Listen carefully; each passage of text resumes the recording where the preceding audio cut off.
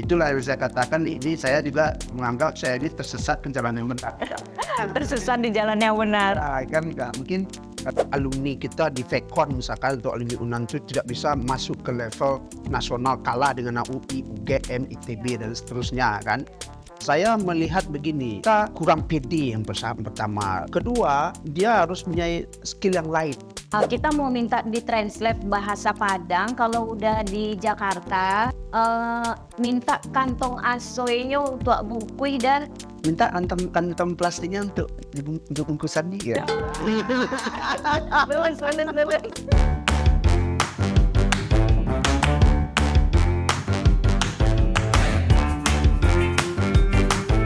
Saat ini kita sudah memiliki ruang digital yang istimewa untuk mempertemukan para alumni dari Universitas Andalas, terutama dari Fakultas Ekonomi.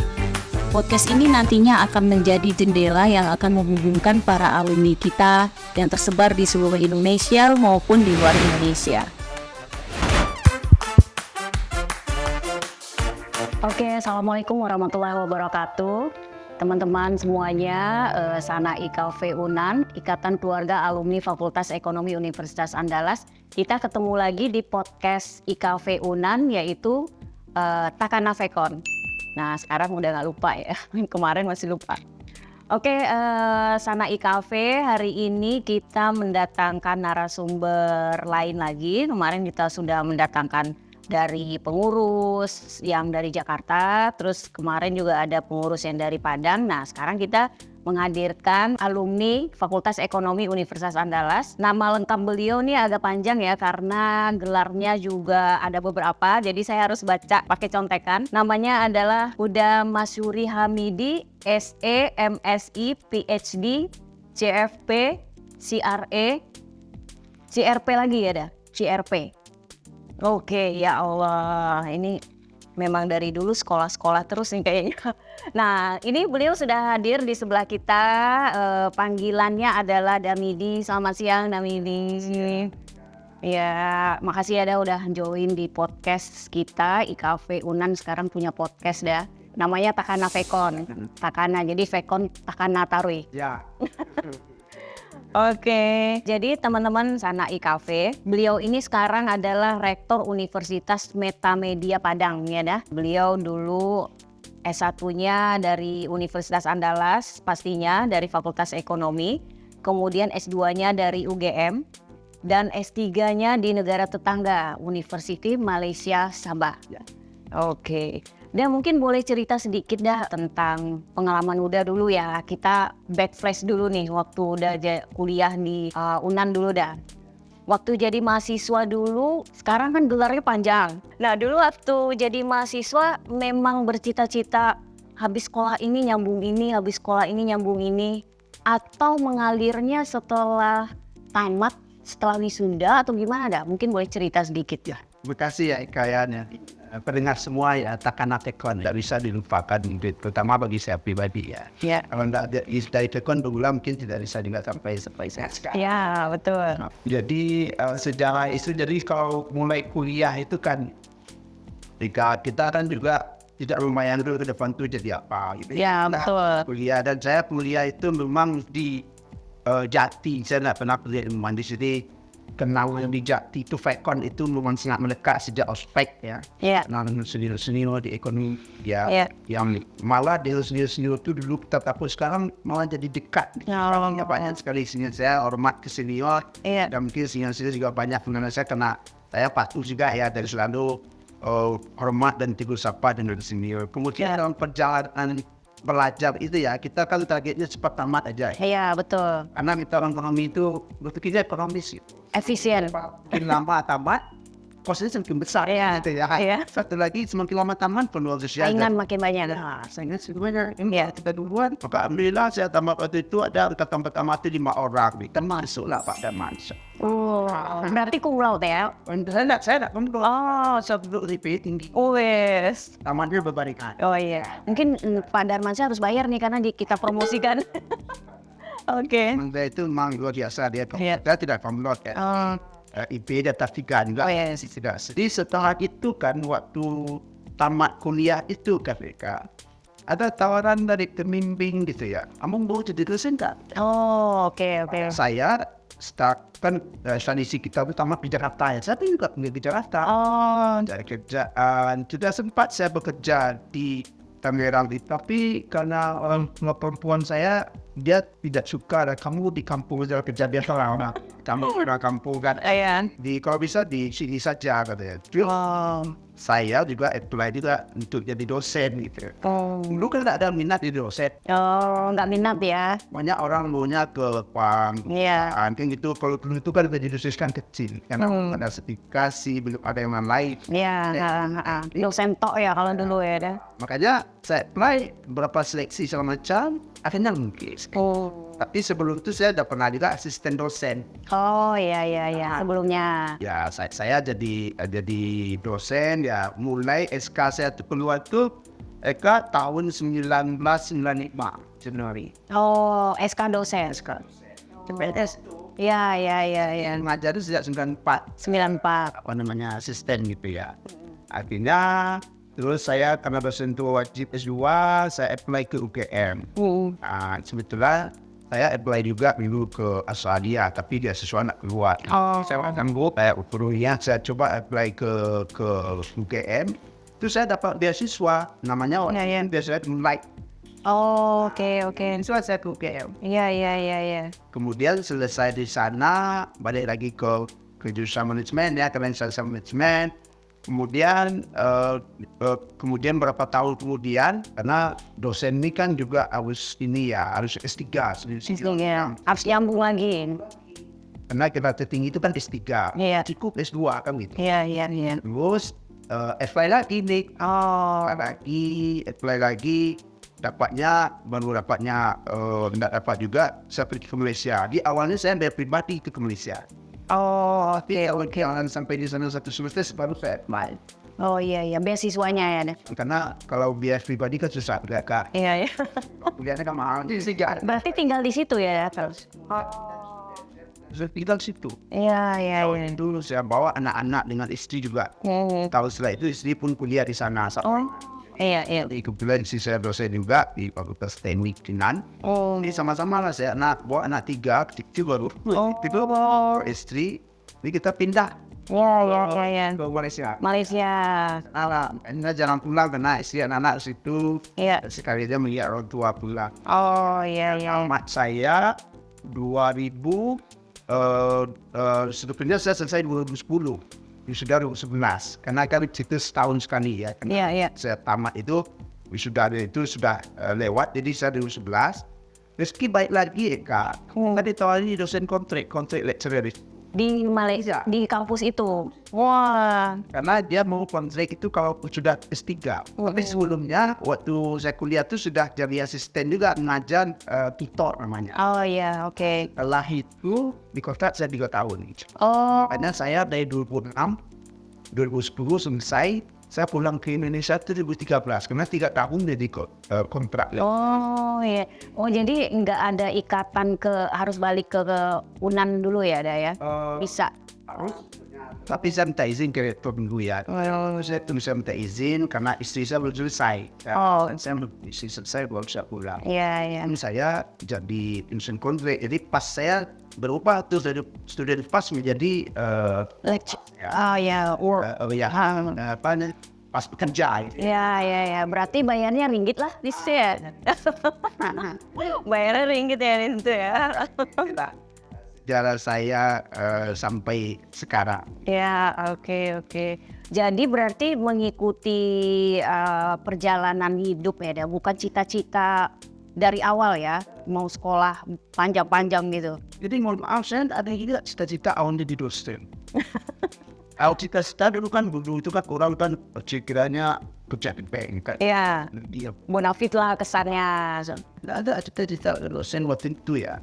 Tapi dalam perjalanan itulah yang saya katakan, ini saya juga menganggap saya ini tersesat ke jalan yang benar. Tersesat di jalan yang benar. Kan mungkin karena enak di dosen ini, bagi saya enjoy kerja di dosen. Kalau kerja di bank kan masuk sejak bilang mana absen harus sidik jari pulang juga, aduh. Karena dosen kita boleh fleksibel di kelas. Kita bisa di rumah meneliti, kita enjoy. Iya. Belajar terus juga ya. Enggak. Oke. Tapi sekarang udah sukses lah ya, udah sampai ke rektor yang tapi bukan di universitas negeri nih. Mungkin kedepannya udah cita-citanya apa nih pengembangan yang ke depan, keinginannya? Ya alhamdulillah Eka, waktu saya pulang sekolah itu ya 2013 itu saya diangkat waktu itu dekannya Prof. Tamti, saya diangkat jadi direktur MN. Oke. Iya. Ya, kemudian setelah habis jadi direktur MN itu masuk ke wakil dekan 2 Fakultas Ekonomi. Oke. Jadi tadi prosesnya itu melalui senior ya, Dak? Ya. Dikasih ada kesempatan Ya. masuk ke situ ya? Ya. Jadi jadi kan direktur MM tadi ya. Ya. Kemudian habis periode itu jadi wakil dekan 2 Fakultas Ekonomi. Waktu itu dekannya Pak Arif Amali. Waktu itu saya wakil dekan 2-nya. Iya. Habis periodenya 2020 ya nggak salah. Kemudian ditawari jadi rektor di Universitas Metamedia ini, dulu namanya kan STEMIC Indonesia, sekolah tinggi ya, sekolah tinggi. Pertamanya sebetulnya Eka saya nggak terima itu karena saya mau relax juga sebentar gitu. Saya pun diminta juga calon dekan waktu itu. Saya lupa sampaikan setelah habis wakil dekan 2. Iya. Ya kita kan pemilihan bersaudara di Fakultas Umi karena kita kawan-kawan juga kan. Nggak ada yang minat di jurusan saya disuruh maju juga. Akhirnya saya penuhi calon dekan 2 lah, ada Pak Eva, ada saya. Kan dimenangkan oleh Pak Eva yang rektor kita sekarang. Setelah itu itulah mulai saya ditawari di sekolah tinggi atau Universitas Metamedia ini. Sebenarnya saya pertama tidak terima karena saya mau relax sebentar dan cita-citanya dulu kan mau fokus lagi bagaimana bisa cepat jadi profesor gitu ya. Fokusnya ke sana dulu, makanya mau relax sebentar, mau melengkapi itu. Tapi karena ini berapa kali, hampir yang ketiga kali saya diminta, terus saya kasihan juga datang ke rumah. Owner itu saya merasa nggak enak juga minta pendapat senior. Karena udah dipercaya. Ya karena terima aja lah kata. Akhirnya baru saya terima Eka di sini. Ya, dia rektor ya, gitu ya. Dulu kan sekolah tinggi ketua rumah. Jadi dulu satu prodi. Saya di owner itu diminta jadikan kampus saya ini menjadi universitas. Itu aja satu permintaan saya kata owner yang ini. Saya bilang berat juga karena waktu itu baru satu prodi loh, Kak. Menjadi universitas minimal 5 prodi. Jadi saya harus buka 4 prodi baru dan mengurus status di sekolah tinggi ke universitas. Itu bukan gampang gitu. Banyak dokumen syaratnya sampai ke pusat itu. Bukan saya waktu itu kebetulan nasib baik juga dengan saya karena berkawan-kawan ini juga. Ada kawan-kawan di Dikti yang membantu saya proses ini. Jadi akhirnya cepat, tidak sampai 2 tahun menjadi universitas. 2 tahun? 2 tahun. Jadi buka prodi 2 pertama cepat 6 bulan, buka lagi prodi 2 6 bulan, kemudian langsung saya rubah menjadi sebuah universitas. Itu jadi kemudian owner tanya apa judul universitasnya, akan bingung juga. Cobalah cari gitu ya. Saya karena kampusnya IT, saya kan lagi suka menengok metaverse itu. Jadi kata meta itu saya ambil dari metaverse ya, tambah aja belakang metamedia gitu. Makanya itulah judulnya metamedia. Jadi asal kata dari meta itu, metaverse itu saya ambil metanya. Lagi hits lah. Lagi hits, itu lagi tren gitu kan. Saya ambil karena kampus ini kampus IT tambah media di metamedia. Itulah judul kampus kami. Jadilah sebuah universitas. Sampai sekarang jadi rektor di sana gitu. Udah makin universitasnya. Berarti fungsi ada nggak kira-kira ada fungsi alumni kita ini di Fakultas Ekonomi Universitas Andalas khususnya dalam udah berkarir selama ini gitu ya.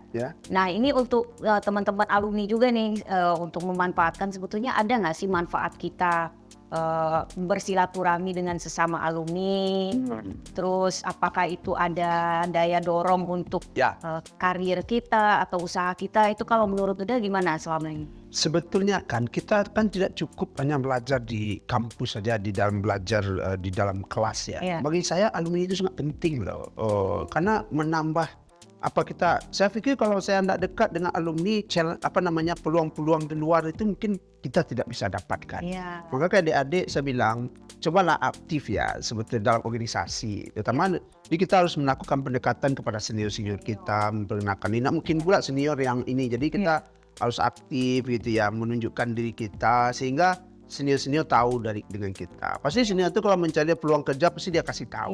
Kan gitu ya. Ada manfaat banyak sekali bagi saya ya kalau alumni ini terutama ke kampus dalam bentuk bantuan itu, ya kan? Berarti memang pergaulannya dari lingkungan alumni itu harus kita ikutin juga ya, silaturahmi ya. Selain juga kompetensi kita masing-masing juga harus ditingkatkan. Harus dong. Jangan cuma modal. Nggak boleh. Kenapa ada standar juga gitu. Nah, mungkin modalnya kenal tuh nggak bisa. Kita ada standar yang perlu kita. Makanya bagaimana kita mengupgrade diri kita itu kan supaya bisa, kalau bisa di atas standar. Gitu. Nah, sehingga kita bisa terpilih gitu kan. Ya, nah, kalau menurut Uda ya sebagai alumni UNAN ya, kalau di level nasional itu gimana ya caranya biar alumni-alumni kita ini bisa bersaing dengan Universitas Indonesia, UGM, Unpad. Nah itu kan kita kayaknya kok masih belum masuk ke 5 besar gitu ya. Kira-kira apa ya yang harus dibekali oleh mungkin adik-adik mahasiswa yang masih kuliah sekarang, atau mungkin alumni-alumni kita ada yang harus dirubah, gapnya apa gitu? Betul.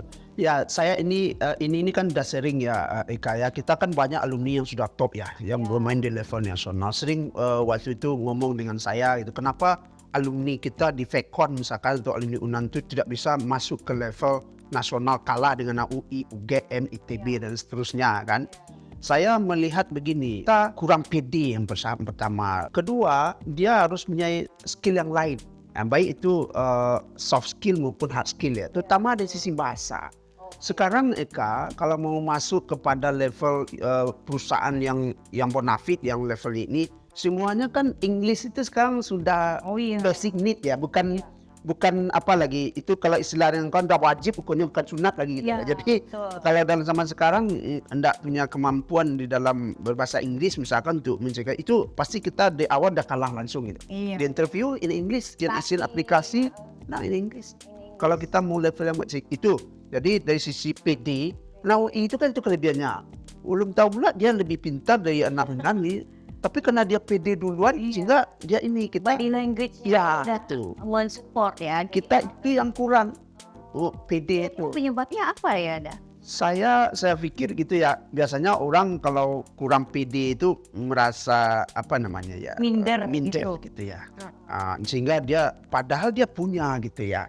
Tapi karena melihat dia ada ini duluan gitu loh. Makanya PD ini wajib gitu. Dia harinya, tapi di sisi lain itu seperti yang saya bilang tadi, lengkapi diri. Jadi kita harus punya skill-skill itu tadi. Kalau pengetahuan umum kita, semuanya itu sekarang itu kan banyak cara bagaimana meningkatkan skill ya. Kalau misalkan kita tidak mampu bahasa Inggris, kan banyak cara. Yang gratis juga banyak.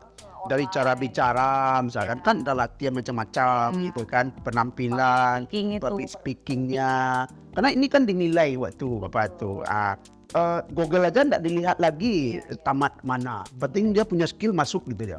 Jadi tidak dilihat lagi dia tamatan mana gitu ya. Karena dia punya kemampuan masuk gitu ya kan. Pas wawancara ketahuan ya. Jadi itu banyak senior ngomong juga ke saya tuh, senior-senior kita yang ada hebat di pusat itu. Midi kenapa ya nggak masuk di tes pertama ya? Sampai ke atas yang hilang mahasiswa kita katanya.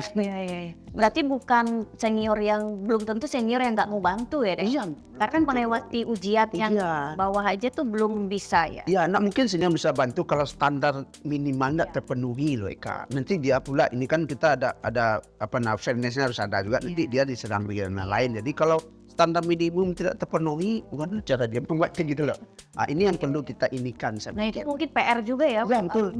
Alumni ini PR juga. Tapi usaha alumni saya masih ingat ada training yang ada dari alumni, tapi motivasi yang baru tamat pun tidak begitu ini kan pernah kita lakukan pelatihan minatnya kurang gitu.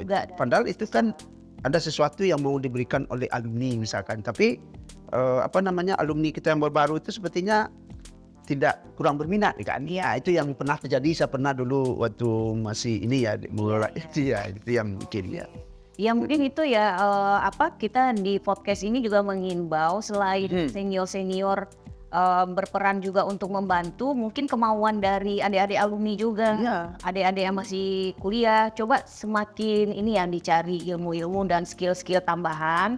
Kan yang sudah bicara ini ada beberapa senior kita yang posisinya ada yang udah decision maker, ya, betul. Jadi kita lihat tuh peluang-peluang kita mau go nasional itu ya kita coba kali ini juga gitu. Ya. Ini ya biar kita itu dah sedikit santai, kami mau ngasih quiz sedikit. Oke, boleh. Karena kita kan nggak boleh lupa dengan budaya Minangkabau ya dah. Betul. Nah, Damindi kan juga sering selain di luar keluar dari Padang kan juga sering Ya. ke Jawa, ke Malaysia, nah terutama ke Jawa ya. Kita mau minta ditranslate bahasa Padang kalau udah di Jakarta, kira-kira gimana cara ngomongnya? Bahasa Padangnya ini, nah udah translate ke bahasa Jakarta. Jakarta, oh berat. Kalau kita bahasanya lebih gaul juga bagus. Oke, jadi. Oke, udah kita mulai ya Dan? Ya. Nah, kita sebutin bahasa Padangnya. Yang pertama, minta kantong asoynya untuk bungkui dan kalau di Jakarta gimana? Di Jakarta ya.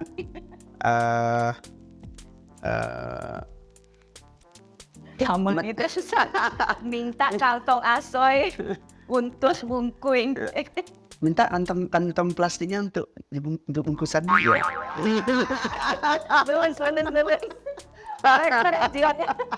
Berat juga dia seperti kompre juga mikirnya. Oke, terus yang kedua, ini dah yang kedua, sepatu ala cair masih dipakai. Sepatunya sudah rusak tapi harus dipakai juga. Makin lama makin cepat dengan operasinya. Oke, kita 3 aja ya dah. Iya. Nah ini yang ketiga, ini dah. Makan kariki tiap hari supaya sehat. Ya. Makan pepaya setiap hari supaya kesehatan kita bagus ya. Ada berat juga itu seperti kompre juga tadi semacam. Ya, untuk supaya kita nggak lupa dengan akar rumput lah Ya, betul. Walaupun kita di Jakarta. Ya, betul. Tapi kalau alumni yang baru-baru tamat itu kalau cari kerja di Jakarta tuh masih suka keselip ngomong udah. Oh ya.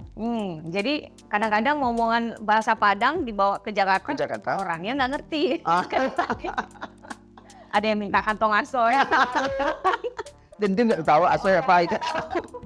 Iya. Di situ kantong kresek ya. Ya, kantong kresek ya.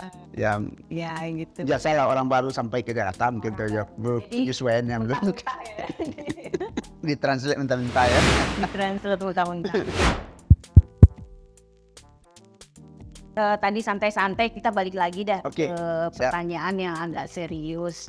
Sebagai rektor ya dah. Ya.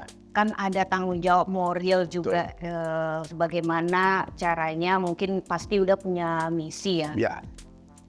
Alumni-alumni tadi yang di Universitas Uda itu bisa bermanfaat untuk keluarganya, untuk lingkungannya. Nah itu sebagai rektor apa ya upaya Uda tuh apa nggak terpikir 24 jam gitu berarti gitu? Ya. Betul sekali Teka. Jadi tanggung jawab kita itu kan tidak hanya menamatkan ya siswa yang masuk ke kampus kita. Yang lebih penting itu terutama sebenarnya dia tamat itu diterima di lapangan kerja. Iya betul. Jadi untuk itu kami di Metamedia ini kami ada beberapa yang kami siapkan ya. Karena kami di bidang IT kan Teka. Jadi waktu dia kuliah itu banyak mahasiswa kita itu sekarang waktu kuliah itu sudah bekerja itu. Karena kita kan banyak saya bentuk kerjasama dengan industri ya, dengan perusahaan ya. Jadi kita kan kepakaran kita itu membuat aplikasi. Aplikasi. Jadi IT, terkait IT. Jadi ada UMKM memintakan begini gitu. Nah, kita buatkan di sebagai tugas akhir juga mahasiswa. dosen pun begitu. Beberapa perusahaan yang besar agak ini itu meminta ke saya salurkan gitu. Ini buat kontrak yang apa. Karena kalau kita sebagai ya di BTS ini kan kita di dalam akreditasi juga dinilai itu jangan sampai mahasiswa tamat itu lama, jangan lebih 6 bulan atau setahun baru dia bekerja. Jadi kita selalu lakukan evaluasi sebetulnya Kak, apa kelemahan dari tamatan kita. Dan kami juga sebelum tamat kami lakukan mungkin pencetusnya saya ingat pencetusnya sebelum dia wisuda itu kita lakukan training atau workshop free, tapi kami datangkan dari luar. Itu kampus yang bayar, kita training dia sebelum dia wisuda. Sama dengan ekonan ya? Bisa, sebetulnya bisa. Ya. Tapi kami karena lebih ke IT, jadi orang-orang IT yang kami, karena dia merancang sistem program karena memang kami kan sistem informasi yang top top kami itu kan sistem informasi. Walaupun kami juga punya bisnis digital, punya desain komunikasi visual, kita punya informatika, tapi yang laris gitu ya. Jadi kami bekali mereka. Jadi dan kemudian kami evaluasi, kami kan ada tracer study juga tentang alumni yang sudah tamat itu di mana dia berada dan kira-kira yang sudah dapat pekerjaan di mana dan yang menganggur berapa. Ada beberapa yang menganggur itu saya lihat karena ya kan orang ini beda-beda, dia gajinya kecil Pak. Kadang kan saya bilang kalau awal-awal itu enggak apa-apa, terima aja hasil pengalaman dengan orientasinya gaji gitu ya. Karena kita kan harus belajar dulu dengan melihat pekerjaan kita, orang akan menaikkan gaji kita gitu loh. Kira masih ada yang menganggur itu kadang-kadang kita panggil juga ke kampus. Jadi kita libatkan dalam beberapa kegiatan supaya dia mau, kecuali dia sudah pergi dari banyak juga di luar Padang misalkan. Tapi rata-rata itulah tugas kita rektor kan memonitor itu. Melalui juga kami ada dekan dan kaprodinya, itu selalu kami evaluasi dan terutama ya tentu kurikulum itu kita selalu update. Jadi apa yang dibutuhkan di dunia kerja di lapangan itu kita selalu undang yang akan menerima tamatan kami itu lemahnya di mana gitu. Ada juga di bank kita undang, Pak, tamatannya harus diajarkan ini Pak. Kita masukkan ke kurikulum. Jadi di-adjust terus. Ya. Kita adjust terus. Jadi Pak, ini anak-anak tamatan nggak tahu ini Pak. Kita belum diajarkan gitu. Kita sisipkan, malah ada beberapa kali kami undang orang yang praktisi itu mengajar di kampus. Karena MBKM itu mensyaratkan juga itu sekarang. Jadi kita panggil mereka mengajarkan sehingga terbuka pula wawasan mahasiswa dan dosen. Kita upgrade kalau misalnya ilmu ada itu kita lakukan training. Kita training sehingga dia tahu gitu. Sehingga tamatan kita itu karena dia berkaitan dengan IT, karena IT ini kan perkembangannya cepat. Begitu cepat dari hari ke hari mulai cepat itu. Jadi kita update selalu. Kita harus antisipasi juga kan mungkin kita ini kurikulum padahal ini tidak dipakai lagi gitu. Kita update selalu. Jadi dunia bisnis butuh apa selalu diikuti ya. Kurikulumnya menyesuaikan.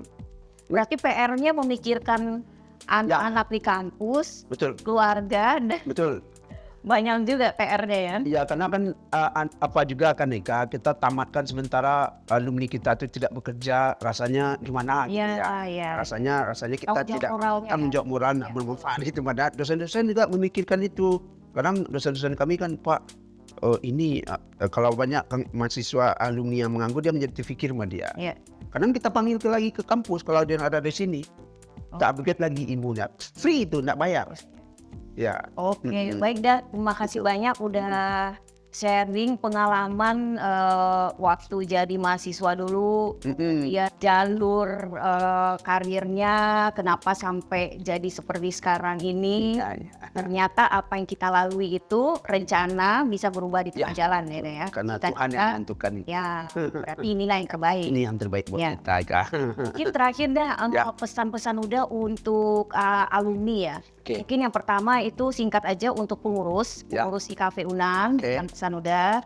Terus untuk alumni. Silakan. Kalau untuk pengurus saya pikir pengurus itu saya bukan membandingkan pengurus yang sekarang itu sangat baik saya pikir. Karena saya kan mengikuti saya tamat sampai ke periode sekarang Kan saya selalu terlibat dan aktif sebetulnya di alumni selalu kan saya kalau tidak ada kegiatan apa-apa pasti saya hadir gitu Tapi kalau ada gimana lagi kan itu.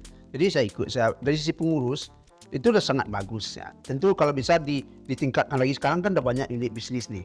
Tambah lagi kan nanti kegiatan itu kalau bisa di balance saja, ada di Jakarta, ada di sini, karena di sini kan juga banyak alumni.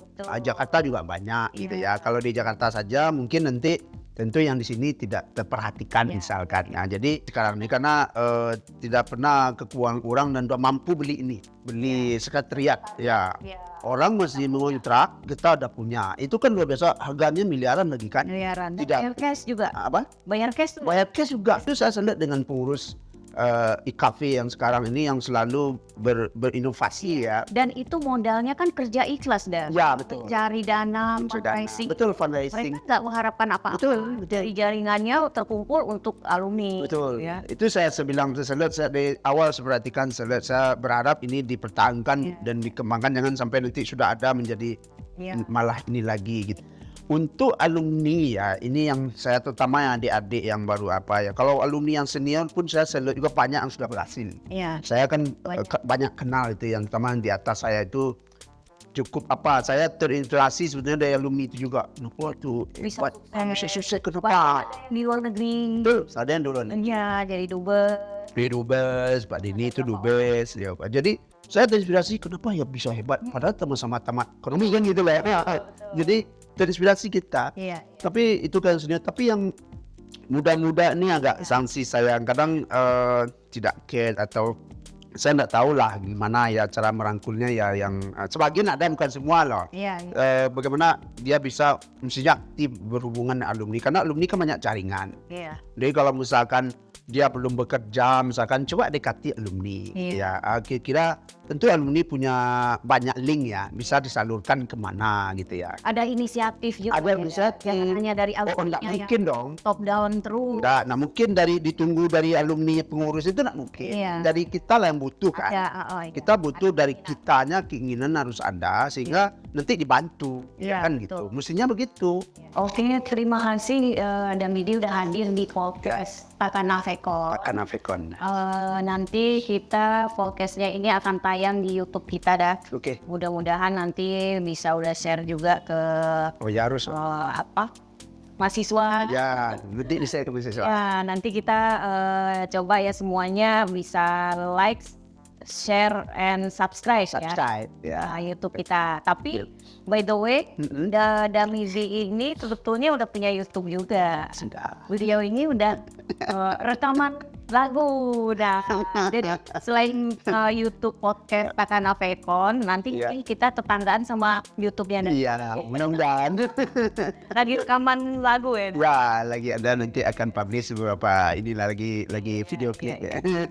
Oke, nanti mudah-mudahan kita sama-sama doakan dan YouTube kita ini bisa banyak ditonton oleh semua kalangan, bukan hanya dari alumni kita aja, karena di dalamnya berisi sharing dari alumni-alumni. Betul. Mungkin kalau ilmu-ilmu yang teori-teori ya mungkin kita bisa download dari manapun. Dimanapun. Tapi kalau sharing tentang pengalaman kan beda-beda, betul. Beda-beda setiap orang.